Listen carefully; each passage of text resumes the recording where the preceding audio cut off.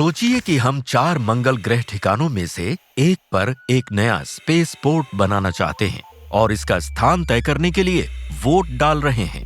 मंगल ग्रह पर मौजूद 100 कॉलोनीज में से 42 वेस्ट बेस पर, 26 नॉर्थ, 15 साउथ और 17 ईस्ट बेस पर रहते हैं। जाहिर है कि हर कोई स्पेस पोर्ट जितना संभव अपने बेस के नजदीक ही रखना चाहेगा और उसी के अनुसार वोट डालेगा।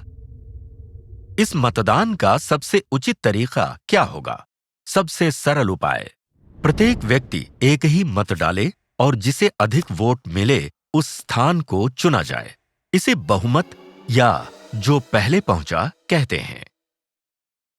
इसमें वेस्ट बेस आसानी से जीत जाता है क्योंकि वहां सबसे अधिक निवासी हैं, और फिर भी अधिकांश कॉलोनीज को यह नतीजा सही नहीं लगता क्योंकि बाकी के लिए ये बेस काफी दूर था। तो क्या बहुमत वास्तव में न्यायोचित तरीका है? इसके बजाय अगर हम इंस्टेंट रन ऑफ वोटिंग प्रणाली आजमाएं तो ये लोगों की सभी प्राथमिकताओं को ध्यान में रखता है, केवल उनके बेहतरीन विकल्प को ही नहीं। देखें ये कैसे काम करता है। पहले मतदाता हर विकल्प को 1 से 4 तक रैंक करते हैं। सबके शीर्ष पसंद की तुलना की जाती है।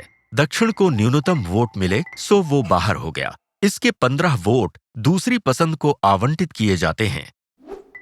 यूं पूर्व बेस के अब 32 वोट बनते हैं। फिर से शीर्ष प्राथमिकताओं की तुलना और अंतिम स्थान वाला बाहर। अब नॉर्थ बेस बाहर होगा। इनकी दूसरी पसंद साउथ बेस रही होगी, लेकिन चूंकि वो पहले ही हटाया गया है, वोट उनकी तीसरी पसंद को मिलेगा। इससे पश्चिम के 42 के मुकाबले पूर्व को 58 वोट, जिससे वो बना। लेकिन यह भी उचित नहीं लगता। पूर्व ने न केवल अंतिम से ऊपर के स्थान पर शुरुआत की, बल्कि बहुमत ने इसे 2 कम पसंदीदा विकल्पों में स्थान दिया। चलिए अब रैंकिंग नहीं, 1 से ज्यादा राउंड्स में वोटिंग करते हैं, जिसमें 2 विजेता अलग अलग रन ऑफ की ओर बढ़ेंगे। इस हिसाब से पश्चिम और उत्तर पहले राउंड में जीतेंगे और उत्तर दूसरे राउंड में। लेकिन ईस्ट बेस के निवासी जानते हैं कि उनके पास जीतने के लिए वोट नहीं है, फिर भी वे परिणाम अपने पलड़े में कर सकते हैं। पहले राउंड में खुद के बजाय वे दक्षिण बेस को वोट देकर उत्तर को आगे बढ़ने से रोकते हैं। दक्षिण बेस के इस रणनीतिक वोटिंग की बदौलत सबसे कम आबादी के बावजूद दक्षिण आसानी से दूसरा राउंड जीत लेता है।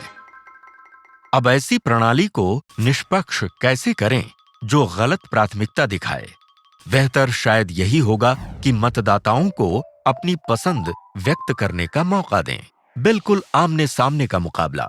इसे कॉन्डोरसेई पद्धति कहते हैं। एक मैचअप पर गौर करें।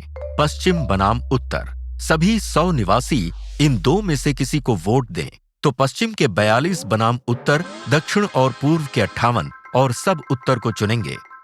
अब अन्य 5 मैचअप के लिए भी ऐसा ही करें।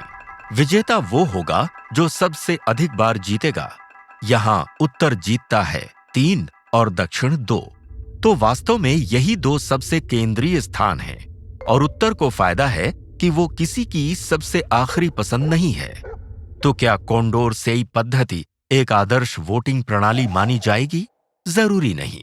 3 उम्मीदवारों वाले चुनाव पर विचार करें। यदि मतदाता ए को बी से अधिक और बी को सी से अधिक पसंद करते हैं, लेकिन सी को ए से अधिक पसंद करते हैं, तो इसमें विजेता का चयन नहीं हो पाएगा। दशकों से रिसर्चर्स और स्टैटिस्टिशियंस ने वोटिंग के संचालन और गिनती के दर्जनों जटिल तरीके आजमाए हैं और कुछ तो अमल में भी लाए गए।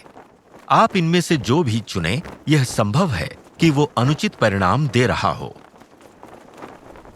जब हम सोचते हैं कि हम निष्पक्ष हैं, तब वास्तव में हम कई परस्पर विरोधी धारणाएं स्वीकारते हैं। माना कि कुछ का मत दूसरों से प्रभावशाली हो, ये उचित नहीं, पर अल्पसंख्यक प्राथमिकताओं को नजरअंदाज करना या लोगों को सिस्टम के साथ खिलवाड़ करने देना भी उचित नहीं है। असल में गणितीय प्रमाण बताते हैं कि 2 से अधिक विकल्पों वाले किसी भी चुनाव में ऐसी वोटिंग प्रणाली असंभव है जो किसी सैद्धांतिक रूप से किसी मानदंड का उल्लंघन ना करे। लोकतंत्र महज वोटों की गिनती नहीं है। यह समझना जरूरी है कि वोट गिनने के अलग अलग तरीकों से अंततः लाभ किसे मिलता है। सीखते रहना चाहते हैं, अपने ज्ञान को चुनौती देने के लिए या अनजान चीजों को नए सिरे से जानने के लिए हमारे वीडियोस देखते रहें। सब्सक्राइब करें और अपनी उत्सुकता बनाए रखें।